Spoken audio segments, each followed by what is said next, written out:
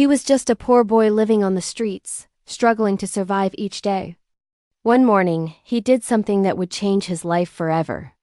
But what did he do? And how did one small act of honesty lead to a miracle he never expected? Sit back and find out as we delve into this powerful story. In the heart of Abuja, the morning sun blazed over the busy streets. Cars honked impatiently, street vendors shouted their prices. And in the middle of all this chaos stood Matthew, a 12-year-old boy with torn clothes and bare feet. His stomach growled loudly. He had not eaten since yesterday afternoon. Matthew stood near a tall office building, watching well-dressed people walk in and out. Their shoes shone under the sun. Their bags looked heavy with money. But none of them looked at him. He whispered to himself, "Just one meal.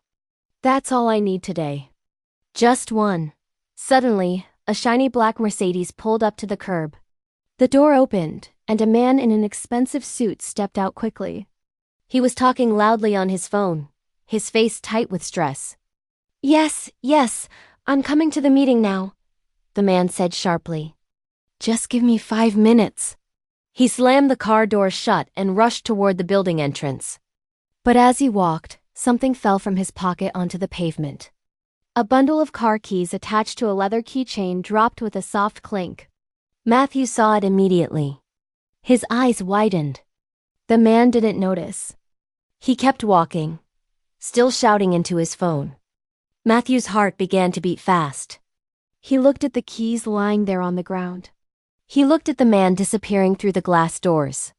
Then he looked at the shiny Mercedes parked by the road. His stomach growled again, louder this time. A voice in his head whispered, "Take the keys. Sell them. You can eat for a whole week." Matthew bent down slowly. His hand reached toward the keys. His fingers were just inches away, but then he stopped. He remembered his mother's face. She had died 2 years ago, but her words still lived in his heart.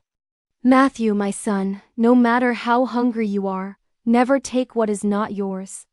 Your honesty is your treasure." Matthew closed his eyes tightly. He took a deep breath. Then he grabbed the keys and ran toward the building entrance. Sir! He shouted, his voice cracking. But the man was already inside, lost in the crowd of workers and visitors. Matthew stood at the entrance, panting. A security guard stepped forward and frowned at him. "Hey, street boy, what do you want here?" "Move away before I call the police," the guard said harshly. Matthew held up the keys. "Please, sir." A man dropped these. "He just entered. I need to return them." The guard laughed mockingly. "You? Return keys? You probably stole them. Now go before I deal with you." Matthew's chest tightened. Tears burned in his eyes, but he refused to cry. He looked at the keys in his hand, then at the guard's cold face. Without another word, Matthew turned and ran back to the street. He stood by the Mercedes waiting. People passed by, staring at him with suspicion. Some whispered to each other, "Look at that dirty boy. What is he doing near that expensive car?" Someone called the owner. "That boy is up to no good." Matthew ignored them all. He held the keys tightly and waited. Nearly 15 minutes passed. The sun grew hotter. Sweat poured down Matthew's face. His legs trembled with hunger and exhaustion. Then the glass doors of the building burst open. The man in the suit came rushing out, his face red with panic. His eyes darted left and right. "My keys! Where are my keys?" he shouted frantically. He checked his pockets over and over. He looked on the ground. He ran to his car and tried the door. Locked. No. This cannot be happening. "I have a meeting in 20 minutes, he muttered, his voice shaking. Matthew stepped forward slowly. "Excuse me, sir." The man turned sharply, his eyes landing on the small, dirty boy. His face twisted with anger. "What do you want? Can't you see I'm in trouble here?" he snapped. Matthew stretched out his hand, the keys resting in his palm. "You dropped these, sir." The man froze. His mouth opened, but no words came out. He stared at the keys, then at Matthew, then back at the keys. Slowly, he took them from Matthew's hand. His fingers were trembling. You found these? He asked quietly. Matthew nodded. Yes, sir. They fell when you got out of your car. The man's eyes scanned Matthew from head to toe. He saw the torn shirt, the bare feet, the thin arms, the hunger in the boy's eyes. For a long moment, the man said nothing. Then he reached into his pocket and pulled out his wallet. He opened it and took out a thick bundle of Naira notes. Here, he said, holding the money toward Matthew. Take this. You deserve it. But Matthew shook his head slowly. His voice was soft but steady. No, sir.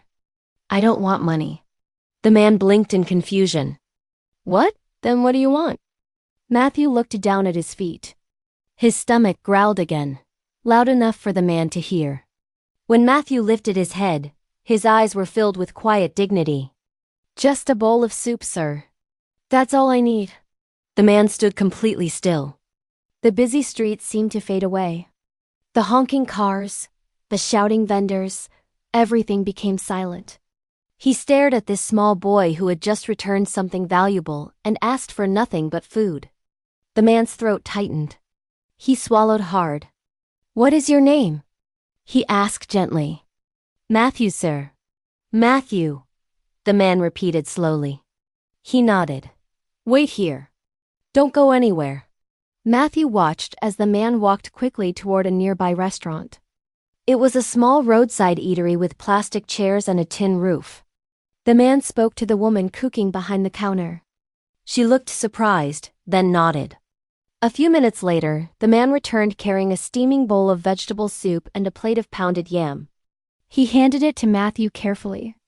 Eat, he said softly. Matthew's eyes filled with tears. Thank you, sir. God bless you. He sat down right there on the pavement and began to eat. He ate slowly, savoring every bite as if it were the most precious meal in the world. The man stood watching him. Something inside his chest ached. He couldn't move. He couldn't look away. When Matthew finished eating, he stood up and bowed his head respectfully. Thank you, sir. You are a good man. The man smiled faintly. No, Matthew. You are the good one. Matthew turned to leave, but the man called after him. Wait, where are you going? Matthew pointed toward the far end of the street. I live that way, sir. Under the bridge. The man's heart sank. You live under the bridge? Yes, sir. With my sister. She is sick. I need to go back to her now. Before the man could say another word, Matthew gave a small wave and walked away, disappearing into the crowd. The man stood frozen. His mind raced. His heart pounded. He whispered to himself, I must know more about this boy. Without thinking, he locked his car, ignored his meeting, and began to follow Matthew from a distance. Matthew walked through narrow streets and crowded markets. The man followed quietly, staying far enough behind so the boy wouldn't notice. After nearly 30 minutes, Matthew reached the edge of the city where the roads turned rough and the buildings gave way to makeshift shelters. Beneath a large bridge, several homeless people sat on cardboard mats. Smoke rose from small fires. Children played in the dirt. Matthew stopped in front of a torn blue tarpaulin held up by wooden sticks. He ducked inside. The man moved closer, hiding behind a concrete pillar. He peeked carefully. Inside the small shelter, a little girl lay on a thin mat. She looked no older than 8. Her face was pale, her breathing shallow. She coughed weakly. Emily, Matthew whispered, kneeling beside her. I brought you something. From his pocket, he pulled out a small piece of bread he had saved from the meal. He broke it gently and brought it to her lips. Eat, Emily, please. You need strength. The girl opened her eyes slowly. Matthew, did you eat today? Yes, he lied with a smile. I ate plenty. Now you eat. She took a tiny bite, then coughed again. Matthew wiped her forehead with his hand. Don't worry, Emily. I will find medicine for you soon. I promise. The man watching from outside felt his chest tighten. His eyes burned. He turned away quickly and leaned against the pillar, breathing heavily.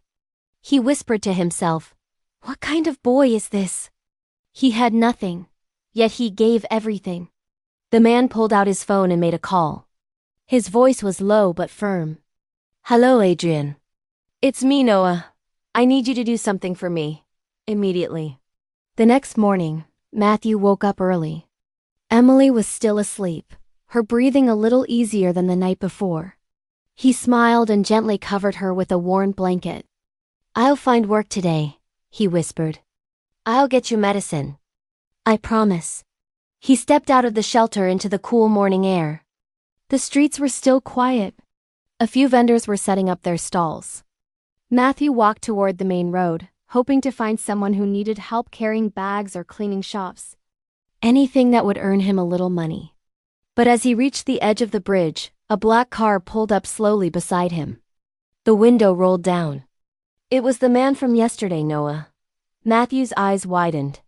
"Sir, what are you doing here?" Noah smiled gently. "Good morning, Matthew.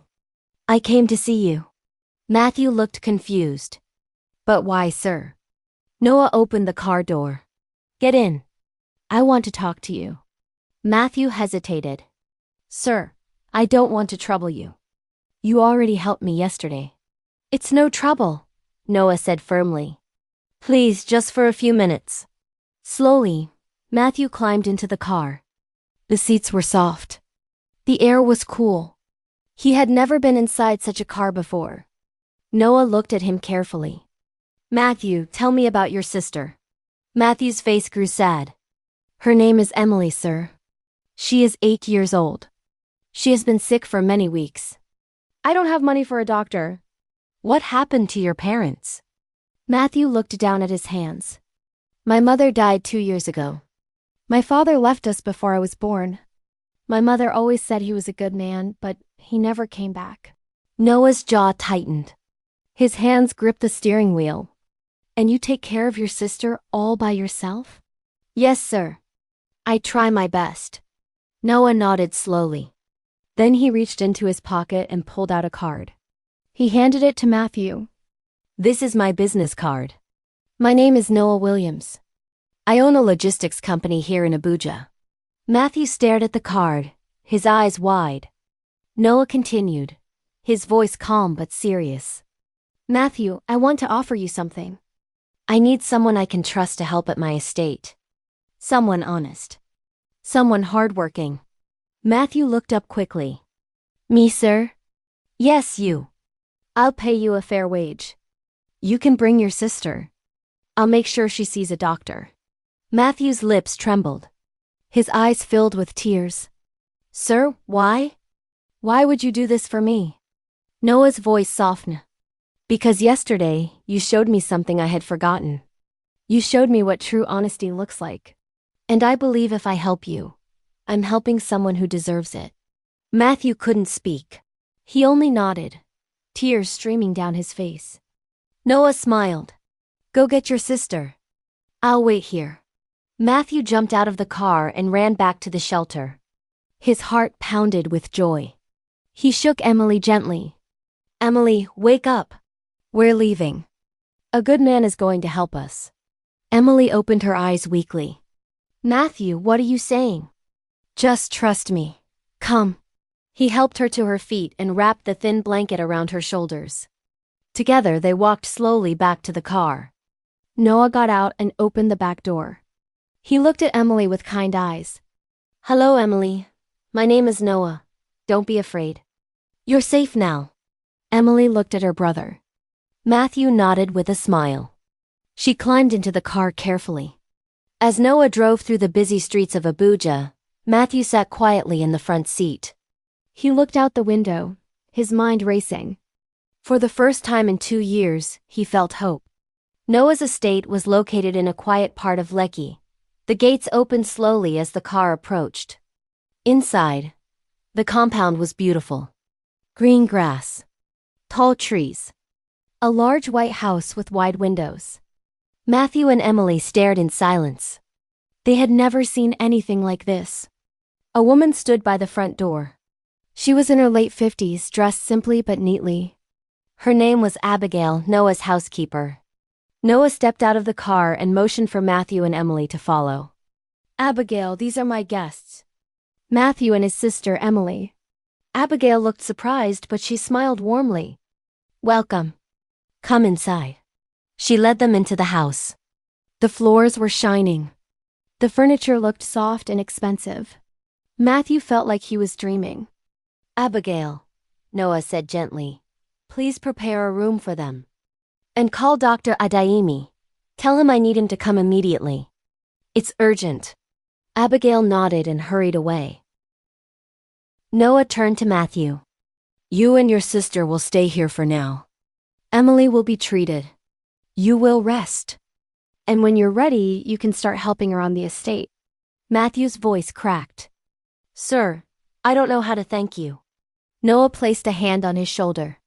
You don't have to thank me, Matthew. Just be yourself.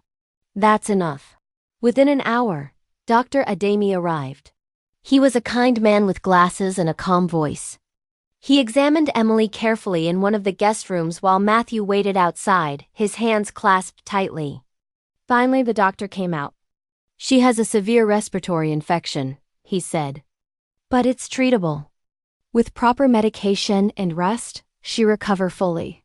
Matthew's knees almost gave way with relief. Thank you, doctor. Thank you so much.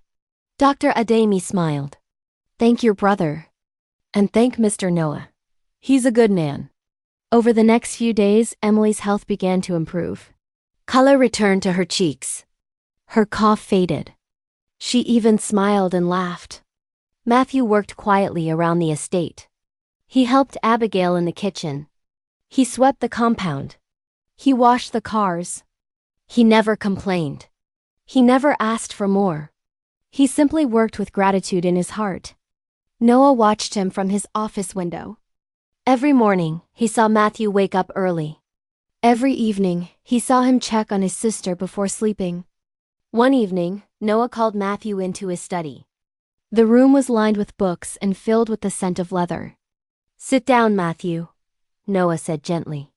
Matthew sat carefully on the edge of a chair. Noah leaned back and studied him. You're a smart boy, Matthew. Have you ever been to school? Matthew shook his head. No, sir. My mother taught me to read and write a little. But I never went to school. Noah nodded slowly. Would you like to go to school? Matthew's eyes widened.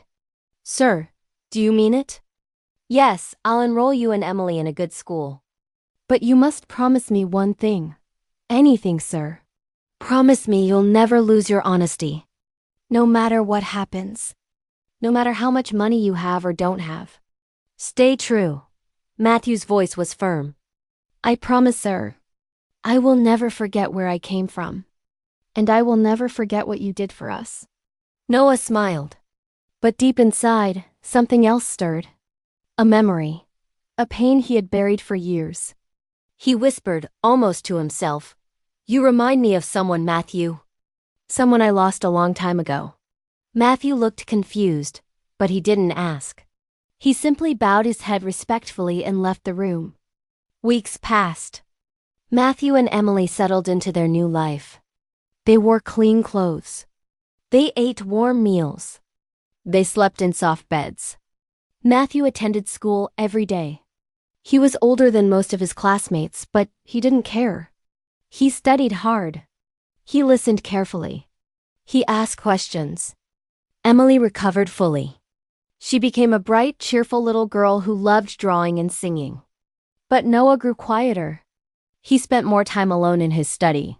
He stared at old photographs. He made phone calls late at night. One evening, Abigail knocked on his door gently. Sir, are you all right? She asked. Noah looked up, his eyes red. Abigail, do you remember my son? She nodded slowly. Yes, sir. Adrian. He left many years ago. 15 years, Noah said bitterly. 15 years since I drove him away with my pride and my anger. Abigail stepped closer. Sir, it was not entirely your fault. You were both hurt. Noah shook his head. No, Abigail. I was wrong. I told him he was worthless. I told him he would never amount to anything. And he left. And I never saw him again.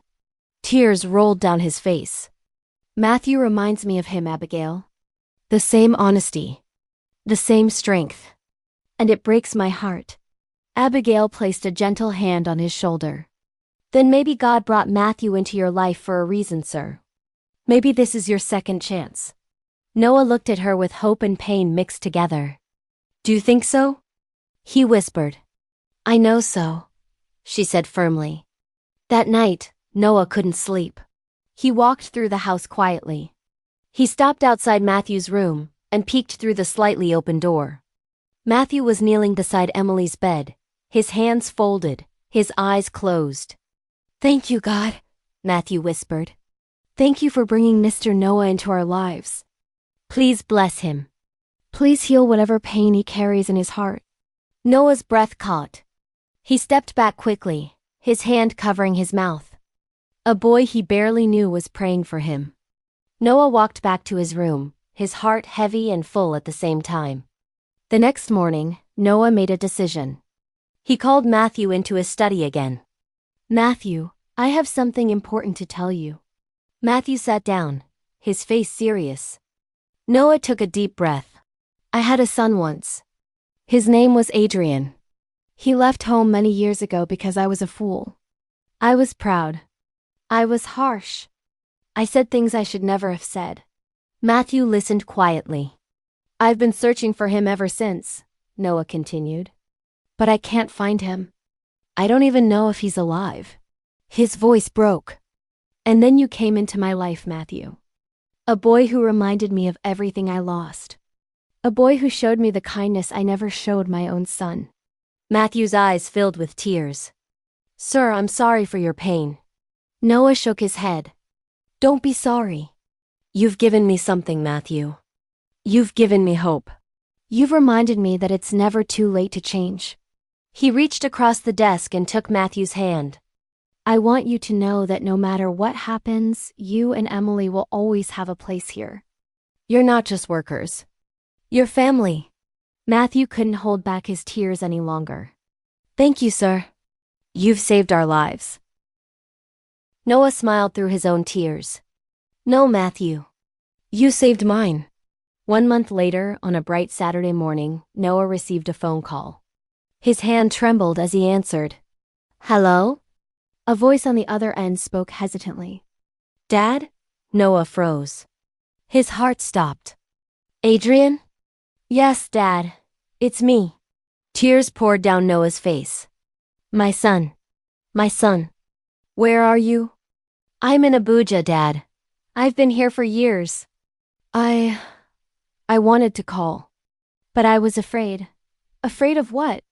Noah asked, his voice breaking. Afraid you wouldn't want me back. Noah's chest heaved. Adrian, I've been searching for you every day. I never stopped. Please come home. There was silence on the other end. Then Adrian spoke, his voice thick with emotion. Okay, Dad, I'll come.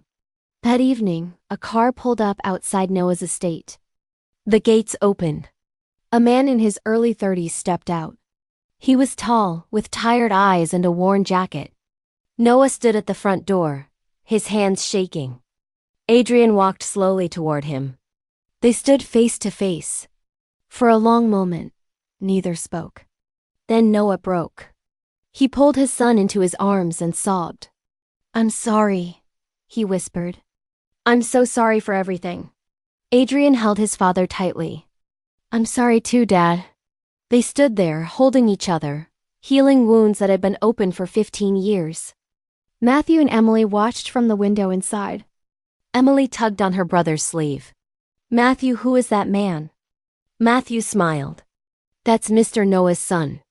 The one he's been looking for. Emily looked up at him. Did we help him find his son? Matthew thought for a moment, then nodded. Maybe we did, Emily. Maybe we did. The weeks that followed were filled with joy. Adrian moved back into the house, and he and Noah spent long hours talking, laughing, and healing. Noah opened up about the regret he had carried for 15 years, how his pride and harsh words had driven away the person he loved most. Adrian shared his own struggles, the years he spent drifting around Nigeria, working odd jobs, convinced that his father no longer wanted him. One thing changed a few weeks ago. Adrian said one evening on the veranda. I felt this pull to come home, like something was calling me. Noah smiled gently. That was Matthew. Adrian blinked. Matthew? The boy who returned my keys, Noah explained. He's been praying for me every night. Praying that I would find peace. Praying that I would find you. Adrian was stunned. He prayed for us? Without knowing anything? Yes, Noah replied softly. Adrian rose to his feet. Then I need to meet him properly. Noah called Matthew, who approached shyly. Adrian shook his hand firmly. My father told me what you did, Adrian said. You reminded him of what truly matters. Thank you. Matthew looked down. I only returned his keys, sir. Adrian smiled. No, Matthew, you returned a father to his son. Soon after, Noah enrolled Matthew in one of the best schools in Abuja, paying for everything he needed. He did the same for Emily, grateful for the 2 children who had changed his life forever. Matthew excelled in his studies. Despite starting late, his determination and intelligence helped him catch up quickly. His teachers were amazed by his dedication. He arrived early every day and stayed late, asking questions, seeking to understand everything. Emily blossomed in her new environment. She made friends easily and discovered a talent for art. Her drawings decorated the walls of Noah's house, each one a reminder of how far they had come. Noah also set up a trust fund for both of them, ensuring they would never be homeless or hungry again. But more than financial security, he gave them something priceless: love, guidance, and a sense of belonging. Adrian became like an older brother to Matthew and Emily. He taught Matthew about business, showed him how the logistics company worked, and encouraged his dreams. He helped Emily with her homework and attended her school events. The house that had once felt empty and cold was now filled with laughter and warmth. 5 years passed, and 17-year-old Matthew had grown into a confident young man. He finished secondary school at the top of his class and was preparing for university, determined to study business administration so he could help run Noah's company and the foundation that had changed his life. 13-year-old Emily had become a gifted artist, selling her paintings to support the foundation. Her story inspired people across Nigeria, making her the organization's young spokesperson. Adrian now managed the logistics company, giving Noah time to focus fully on the foundation. Father and son worked as a perfect team, their bond stronger than ever. One morning, as Matthew prepared for school, Noah called him into his study. Matthew, sit. I have something for you. Inside the envelope Noah handed him was a full university scholarship and adoption papers. Matthew froze, his hands shaking. I want to make it official, Noah said softly. I want to adopt you and Emily. You've been my family for 5 years. I want the world to know it. Matthew didn't hesitate. Tears filled his eyes as he stood and hugged Noah tightly. Yes, he whispered. 1,000 times yes. You've been more than a father to us. Noah held him close.